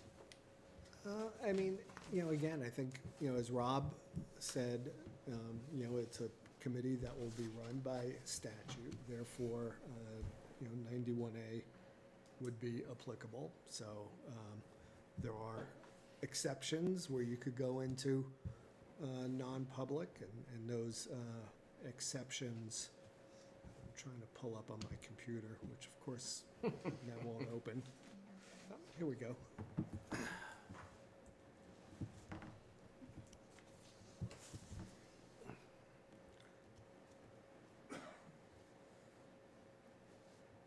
Yeah, so particularly the exception is in D, subpart 2D, where it talks about acquisition of interest in real property being discussed in public, but you could go into non-public where it would likely benefit a party or parties whose interests are adverse to those of the general community. So, I mean, the classic example would be where there's some concern that a developer may dive in to a property that we are looking at, and then going into non-public, would certainly be appropriate. I think it's one of those things that is really on a case-by-case basis, but when it happens, then we have to have a basis and state that on the record before going into non-public. There's also a provision relating to adversely affecting the reputation of any person. So I suppose to the extent that there is a landowner who has some concern that they state about reputation and maybe not wanting their name to get out there, I mean, that's something we could, consider if that becomes an issue as well. But again, I think it's, it's a case-by-case basis. I mean, obviously, we favor having these discussions in public, and that would be the preference, but there are certainly situations where it, may become non-public. And again, that big one being where you have a party whose interests are adverse to that of the town or the general community. That would be the trigger. Yep. So I hope that makes sense to everyone, and I hope that is clear, but if anyone has any questions, just let me know. Any questions? Okay. Okay, awesome. So thank you for the vote, and thank you, Paul, for your addition, and Rob for your questions. We've done Pickpocket Dam. New business. No new easement inquiries have come forward. The next item on the agenda is the reappointment of members and alternates in terms of office. I've included in your packet a summary of where we stand right now. So if I can read that to you right now, just to give you some background on this, I did ask Daphne for a copy of each of our appointment slips. Discovered that the dates are scattered. There are some blanks on some of them without an end date. Some people have an alternate role for 4 years, some for 1 year. Some are the months end in the March, some months end in June. So I want to do a conversation with Karen about straightening this out. We need to do some of that. But right now, as it stands, at least what's reported is that Andy Roche's term would expire in '24. This year, Brian Silva's is also a 24. Bob Stevens is 25. Matt Lipinski is 25. I'm a 25, and Lisa's 26. One thing this shows is that we are out of sync with the staggering of two people each year. And I'm going to put that on the history of the last 5 or 6 years. Part of it is COVID. Things were not as easily done during COVID, so we want to correct that. I'm concerned about 3 people in 25, so I had a conversation with Matt Lipinski today and saying, if we make this switch, would you be willing to move to 26? And he said at this point he's not sure, so I'm going to request that if we can do this, I would move to 2026 instead of 25. So we have the 2-2-2. We'd have 2 25s, 2 26, and 2 27s with new appointments. So this is what can happen. Andy would be eligible for reappointment for a 3-year term. Brian is eligible for an appointment for a reappointment for a 3-year term. On the alternate side of this, we have 4 alternates. We do not have 5. And these are the term dates. Doug Cowie is 24, Michelle is 24, Rob is 25, and Patrick is 25. Going back through the history of alternate appointments, it has been tradition for 3-year appointments. Why you have 1 year, I have no idea. You applied for a 3-year term in the application that was online, so I have to straighten that out as well. And I want to meet with Karen before the May 21 meeting when I'd like to present the terms of office to the select board for recommendations. Last night, Jen Jones announced a new process that they're working on how appointments would be handled. The first thing is they would like to clean up, instead of having appointments occur October, March, June, whatever, to streamline it so it all happens at one time of the year. So it's consistent and everyone knows the procedures and the timing and the rules. The other is how that process would unfold. Currently, commissions draft and post an offering of an opportunity. It's posted online, I think, for 30 days. People can ask for a statement of interest copy, fill it out. It comes to the commission or the committee. The committee reviews, makes a recommendation, and it goes to the select board for approval. They would like to change that and have it be just a joint meeting between the select board and the committee members before any decision or votes are made.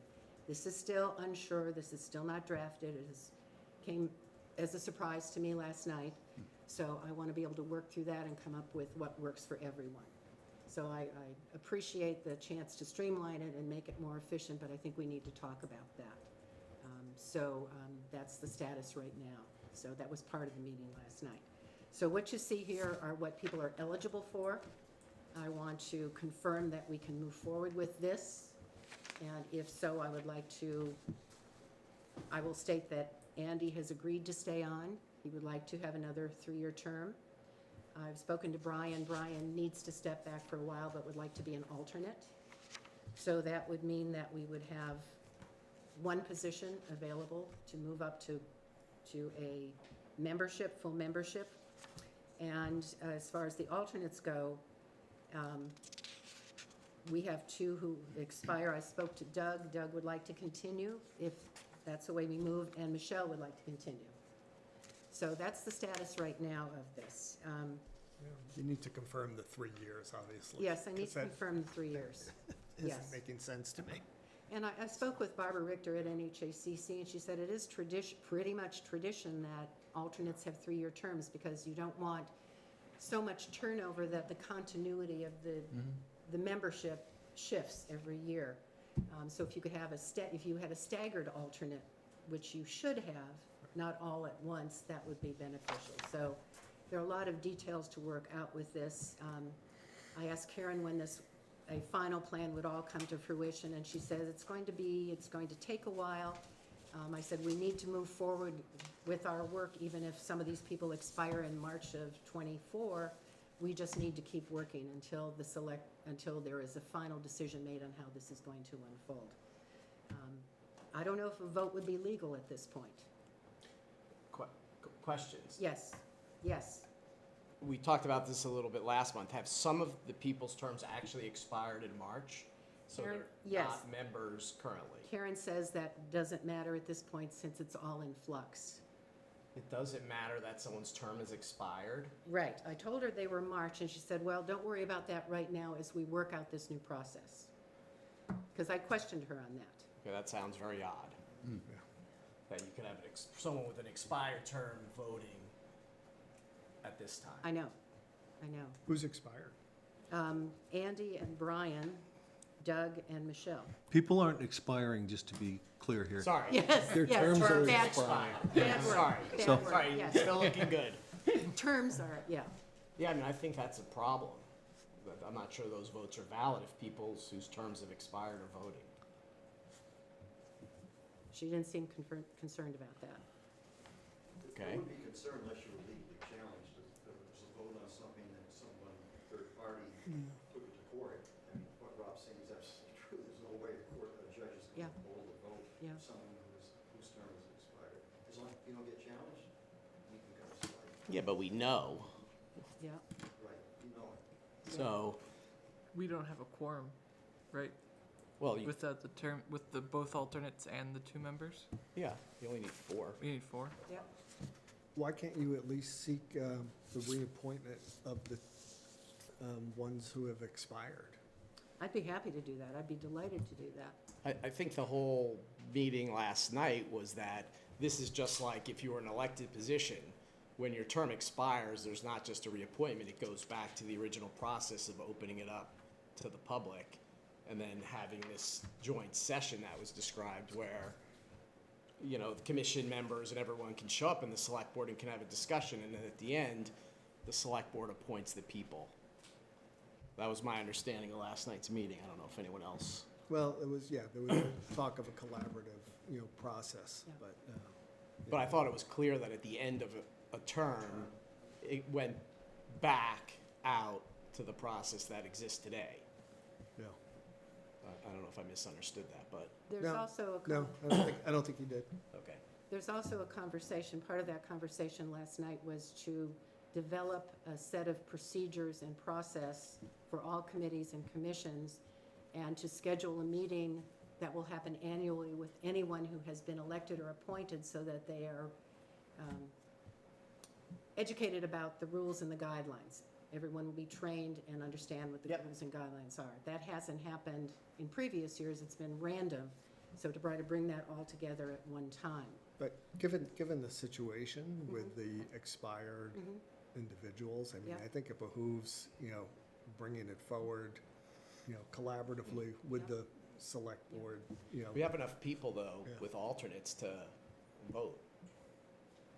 I don't see any reason that we need to circumvent the process. Do we? I mean, there's 4 members and Five, 2 yeah. alternates here, so there's 6 of us right at this meeting. Right. Or 5 of us, 6 of us. 2, 3, 4, there are, 1, 2, 3, there are 5, there are 5. Plus Paul. Plus Paul. I do have a problem with that expire, but I have a possible short-term solution, which is your 2 new alternates are able, their votes are more valid, I would think, than your 2 not renewed. No, yeah, I think Rob You is, see what I'm saying? yeah, I think we're Yes. suggesting that the members whose terms have not expired, plus the 2 alternates who are Not expired. not expired, we take a vote to recommend the reappointment of the individuals whose terms have expired. No, I know, but are you able to do that when it's open to the, I don't think. I think is that what you might? traditionally, at least my understanding was in previous years, people who wanted reappointment were generally approved. Everything changed with the Everything select changed, board yeah. process, so Yes. what, But the new people, the new alternates are, to me, they're almost more, no offense, Andy or anybody that's, expired, but they're almost more Terms legit expired. now. I had no idea. No. No, but I- You know what I'm saying? They've just been Yeah. appointed by the select board and, Yeah. and you guys had approved it and Yeah. everything. They seem almost more legit than the people whose terms. I What think do you for, say, Paul? well, I think for voting purposes, it makes sense to have those alternates do so until, the 2 that expired in, 2024 are opened up for for an appointment. I Okay, don't may wanna call it I- a reappointment, but an appointment. So can I But I would just, can I phrase a motion for that, for tonight, to do that? Is that, well, I think the idea would be the alternates automatically would come up for that purpose to make a quorum, right? right, using the people who can vote tonight, enabling Patrick and Rob to vote on a motion that would reappoint? no. No? No, No. I think they're. Just to vote tonight. Yeah, And they're then just- Yeah. Next meeting, there would Right. have to be another motion to appoint whoever alternates were Okay. here. Okay, And that, I think what we should do is be submitting the The open positions. The 2 open positions Or the for, 4 open positions, well, 2 permanent and 2 full and 2 alternates. I would add a little bit of information here. I would like to, my suggestion or recommendation would be, yes, we recommend that Andy be reappointed as a member.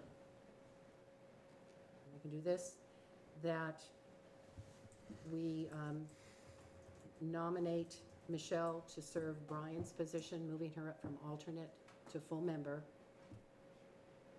And then reappointing the other alternates whose terms have expired, the other alternate whose term has expired. So a 3-part motion. I don't know that it requires a motion, but I do think what it requires is, this discussion with the select board. And if that's, the feeling of the group, then that should be made known to the select board. And then, I think Karen needs to Yeah.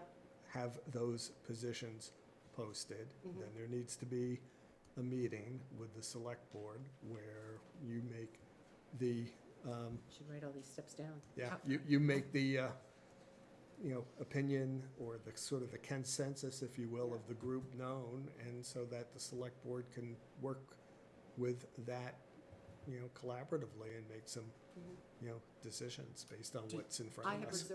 reserved a spot on the agenda for the 21st of May, the select board agenda, to talk about appointments.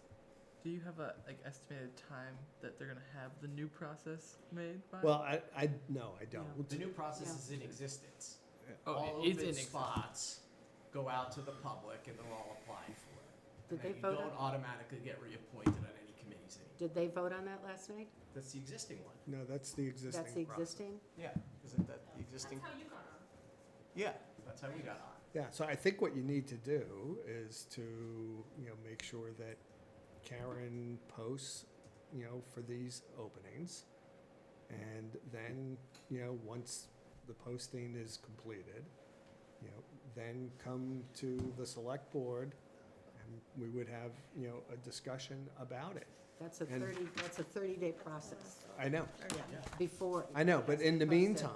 meantime, then I think it makes sense to have the alternates who haven't expired, vote. Yeah. Terms haven't expired. Whose terms haven't expired, vote, right, until So, the, other So the- selections have been made. so the votes that we took tonight to approve the minutes as amended, and the vote to enact the committee, do we have to redo that and enable Rob and Patrick to vote? I would suggest it. Yes. Believe, Say that again? because Do we have to There re, have been, yeah, there have been votes taken by Michelle and two Andy people are who not. Yeah. are not officially members. yeah, So are those votes invalidated and? Just start the everything? meeting over again. Yeah. Well, there's, Well, I'm not how much, doing how many is a quorum? Back to page one. So we've had a quorum, taking them out, right? No. That's true. Is the, can I, just as a point of order, ask a question? yeah, sure. Actually, yeah, you had 5 people. Is the select board representative a voting member? Or, I thought they Yes. were ex officio. No, they are voting members. Okay, so with the select board member present, we have a quorum with or without alternates. Right. Okay, So- okay, so we're set. Okay, And I don't think any of the votes would have changed, so Okay. I think we're okay. 4-0 instead of 6. You could just go through there and strike out the votes that didn't count, and Yeah, that sounds good. I mean, everything was also- unanimous except the minutes that you abstained from, so. Yeah. yeah, So that's only well, that one didn't have a quorum then. Well, I don't know if it's a quorum if I abstain, or Yeah, anyone no, it abstains. is, it is a quorum, Yeah. yeah. it still Okay. counts. Yeah. So how would Still you like me to Groovy. reflect the minutes? As we actually did it or revised? As we actually did it. And then just put out. yeah, and then put, right, and then just put the revision. Right. Okay, But I think it behooves you to, Yeah. get that process going so Yeah. that those 4 can be, appointed with whatever recommendations this group, makes and then discusses with the select board. I have a feeling it's gonna take a much longer time to put it all in place, based on what was discussed last night, so, Well, I know, but Happy you to gotta do move, that. you gotta move forward with Yep, that have to. regardless, yep, so. So am I just to understand that the commission itself doesn't really have any say in who gets appointed to the commission? It's now totally up to the select board, is that we correct? will not That take a the- vote to. No, that is recommend- correct. Yeah, I mean, that is correct, but it, is supposed to be a collaborative process in which ultimately the select board is going to vote. I would hope that, that collaboration happens and that, if there's strong, feeling from this group, that will be heard. I can't promise how people vote. yeah. Okay, so we done with that confusing to me process? And I'll just say, I was not aware that the whole process of reappointments had changed. I knew that we were publicizing with a posting to recruit people, but I was not aware that appointments weren't automatic, reappointments weren't automatic. Yep. That's something wasn't shared with me. Just as an aside, as far as appointments go with the 2 alternate terms, Yep, 36A3 says that the appointments are for 3 years for both members and alternates. Right. Yeah, So but I- we Yeah. we signed things that did not say 3 years. We No. both signed our appointments for Wait, 1 you year. read it? Yeah, I did read it. So that needs to be clarified. That needs to be clarified, Yep, because I agree with you, it does say Yeah. that. And Yeah. the website states Yeah. three, that. Three-year that's terms, three-year- yeah. Right, three-year so appointment. the actual slip of paper needs to be clarified. Yeah. Revised. And I think what's confusing is normally, like, if an alternate resigned, the new alternate would fill that term. yes, And same thing with the full member, so that you would keep the stagger exactly, because you'd Yes. always just fulfill for the length of whatever that that term, term is. yes, If it was 3 months or 6 Yes. months or 20 months, yeah, instead of starting a new 3-year term, which is, Right. I think, what, got us out of sync, Yeah. yes, Right. yeah, uh, yeah, that's been standard practice, yeah. right. Because I think Matt was appointed a 3-year, but I was appointed for 2 years, but I couldn't find the documentation on that, Okay. so, Well, some folks resigned and some folks came in to fulfill their terms rather than start a new 3-year term, which is probably the main reason why the whole thing is out of whack. Right, but you're not gonna, unless you're gonna be able to recreate that history, I think, we have to. yeah. No Start anew. argument here. Yep, a lot of history there. Yeah. So I'm going to move on to the next agenda items. New Hampshire Granite Project. You have the information that came through the email about a process, a voluntary process that is being funded and underway this summer to help Granite at UNH update its conservation lands. You also have, and Peter Steckler here in Brentwood has been hired by UNH Granite to oversee this process and to help communities work on this process. It's voluntary. I've met with Peter once and had a long conversation with him another time, and he is willing to help any community learn the process. The process is detailed with a lot of data entry. The map, the map that you have in your packet is what is on the Granite site right now as far as parcels that are under some sort of protection, whether they're public lands or easements. The different colors, I think the light green, oh, this is very confusing. Light green is one category, the olive green is a different category. So the county farm is a dark green, so that's public land, that's owned by the state, as well as the Pine Road State, which is wetlands. The lighter green are easements that Brentwood is involved with, whether holding it or as an executory capacity.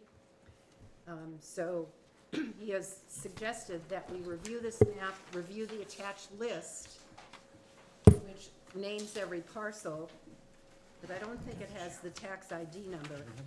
But he's willing to work with someone if someone would take the lead on doing this process.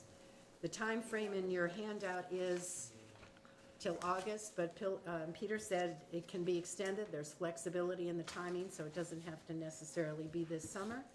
This is going to happen next year, so there's no absolute urgency to do it this year if there's not time or energy to do this. If it doesn't show up by September, it will show up the next year. So, given that we're taking on some projects right now, is there anyone here who would be willing to take the lead on this and work with Peter to accomplishment? I think the map shows we're pretty well in compliance. The data's there. It's just checking to see if Would there it are a few just be, parcels. yeah, would it just be looking at the list of new properties and then comparing it to the list that they have? It might, although on here, the RCCD conservation at the Prescott property does not show, and that's been around a long time. So this is the data entry form, 3 pages long, that has to be followed for each parcel. These are the instructions, 7 pages, how you explain that. So there is some work involved, but Peter's willing to help if anyone wants to take the lead on this. And he would do a Zoom training session. Do I see someone? No? It's voluntary. It's voluntary.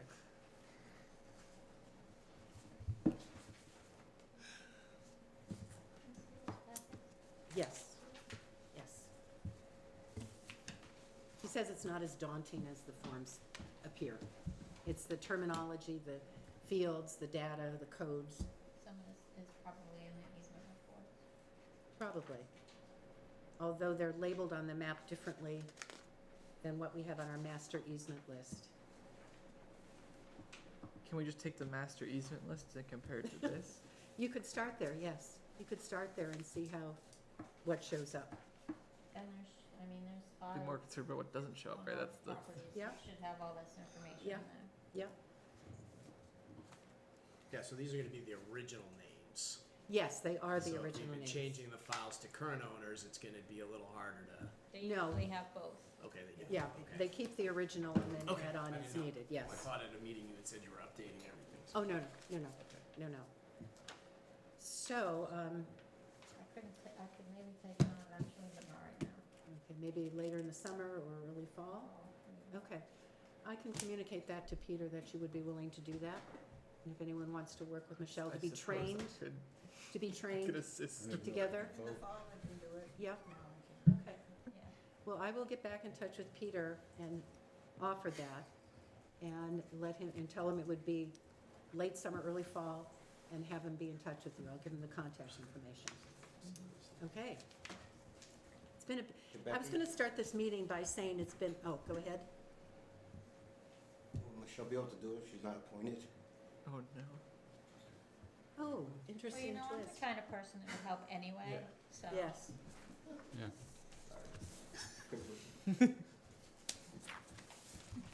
I'm expired. You're looking well, I gotta say, Very for interesting. expired. Very interesting. I should have said something at the beginning of this meeting that it was going to be a busy week in Lake Wobegon. If anyone has ever listened to Garrison Keeler, this was a busy week. I can tell you that. Okay, where are we? Help me, I've. Granite database, that's what we just covered. Okay, granite, okay, miscellaneous, you also have a packet for a workshop offering from, New Hampshire Association notifying that a wetland ecology workshop for conservation commissioners is available. You can sign up. It's going to be at Nottingham on June 14. It's an all-day thing. It's free. So if you are interested, please, $80, I'm sorry, $80. There is money in the budget to do that if anyone wants to participate. So think about that. Workshop day long. Other business, just to report that the bond funding application was submitted on time. The bond council said all was okay. She approved it and forwarded it, so that is in. That happened before the deadline, which was the 26th of April, so that's in works. Their decisions will be in July, I think, so we'll know soon. Next item is that the library amphitheater dedication is on June 15 between 2 and 5. An invitation arrived to me, and the amphitheater is in memory of Linda Johnston, a longtime resident and library aficionado. She had a fantastic library that you would not believe if you ever saw that in their house. The invitation is on Facebook. There'll be, and talks and chats, and it's on the library website. All are welcome. There'll be children's activities, refreshments, a dedication, a plaque, etc. So Janice had asked me to post this, so I'm happy to pass that along. Everyone is welcome. June 15, 2 to 5. So that's it. Conflict of interest. That, I have written that on my note. The meeting I referred to that would initiate and educate newly elected or appointed officers and volunteers is going to also include, according to Karen, information about conflict of interest. And so I found a copy. I'm just sharing that copy with you so you become familiar with that. Whoever is renewed and appointed can attend this, and you will. The rest of us don't need to worry about it, right? Yeah, if you're not gonna be reappointed, you don't need to be worried about it, but, it's very specific, Did you so I sign wanted one? you to become familiar with this. I don't think No, you didn't get this. I asked, yeah. I feel sad. I don't have one. I don't have one. I don't know if any of us have this. This Well, we might be all have it brand new. now, Becky. We all have it now to think about it. Okay. Are there any other topics or comments or questions? Quickly, if you mind, Yes. talk about the pasture law. Yes, oh, yes. So last year, when we were doing the easement property walks, I had the pleasure of meeting Liam and Emma Batchelder, who are the owners of the former Schmalzer properties, the 2 properties on Middle Road. They were lovely, they were really excited about their land, they're young, I'm so jealous that they have all that land, but, they showed us some improvements they've done, what they were hoping to do and everything. They are the couple that now have the Longhorn Steer on Middle Road, which they are new to. So they had reached out to the New Hampshire State Grazers to sort of come and talk to them about, how to rotate pastures for the animals and various things. So Emma had asked Robin and I invited Robin and I to join in on this walk with the grazers. Also there were representatives of the Society for the Protection of New Hampshire Forests, and also someone from Rockingham Conservation District. We spent a couple hours there, a lot of information, great resources from all who were there, opportunities for grants for various, somebody mentioned invasives, ways to do that. There an inordinate amount of information that I can't even remember all of, but just also the opportunity for using those agencies in going forward with any of the conservation projects or easements we may be going after, and other grants and other land trusts. So there's a lot more out there than I realized. Yeah. And I did take a whole bunch of paperwork from them, so as we do move forward with any of these properties in the future, there's a lot more that we can consider. Thank you. And it was raining that day, but It it was a sounds like it miserable was, wet yeah. day, but we had a great time. Yep. And it was Yep. fun time. And I think he has some background or interest in conservation issues. Yes. Yes. He's worked various animals throughout his life, Mhm. and he's done various, I don't wanna say construction, cause it's more like farmland, fencing, Mhm. all that kind of stuff, so, very interesting couple. Where are they from? Where are they from? Do you know? She is actually, I think, from Colorado. He's up north a little bit. I think it's Nottingham or something somewhere like up that, north yeah. there, yeah. That name is on the stones at Founder's Park in Hampton. Might be related. Oh, I'm Rachel sure it is. family's pretty big. I'm Yeah. sure it is. Michelle, Yes. does that easement require any sort of management plans for like best practices or anything? And So do they did talk, so the Batchelors were talking to all of these representatives about that. I don't remember offhand if they had anything established already. It was quite a No, I know. lengthy And deed those on that property. USDA, like the EQIP grants. Yes, and that there was used to put like the solar well pump, I think, on that property when When the the Schmalzers did it, yeah, Donalds were farming it. yeah. And the USDA, they were talking about the USDA, there's a lot of money apparently in that area right now, so there's a lot more opportunity for them to get for people to get assistance. Yeah, For a wide variety yeah, of things. probably even to do write that. management plans or things like that. Yeah, Mhm. yeah. Good, that's So- great. It was So- exciting to go by and see Yeah. those. I'm like, Yeah, what? it was like Yes. such a great day. It'll be fun when you see on Facebook, whose Longhorn Who's cows rolling are down coming that down road? Middle Road. I understand that there are 2 youngsters and 2 pregnant females. Correct. So watch for more. You talking about Longhorns? Yeah. Oh, okay. Yeah, yeah, yes. Anything else, anyone? Oh, God, 8:30. I Anything have like a else? legislative Yes, Patrick. roundtable because I Yes. was kind of jealous of how the planning board got theirs from Doug, so I'm gonna do mine. Earlier in the week, the executive council voted to put $1 million towards trail repairs. I don't think it's gonna help any of ours because they're particularly for off-road vehicles, like motorized. Maybe the snowmobile trail at Spiller Rock could tap into that, but I'm not sure. GIA, so it's grant and aid, so it's just probably no snowmobiles. Yeah. So I don't exactly know if there's any trails in the town that can tap into that. There's also funding for cyanobacteria, but that doesn't help us at all because we don't have a public beach or anything like that. Okay. The House Representative Turner could have spoken on this, but the House voted to amend some of the L-chip stuff to make it easier for conservation easements Oh, okay. to apply. I think it was more of an administrative thing than anything actual Okay. progress-wise. And the House and the Senate voted to advance a carbon credit study into just a advisory study from the fiscal committee, I believe. Interesting. Not particularly interesting for any of us, but just in general. Yeah.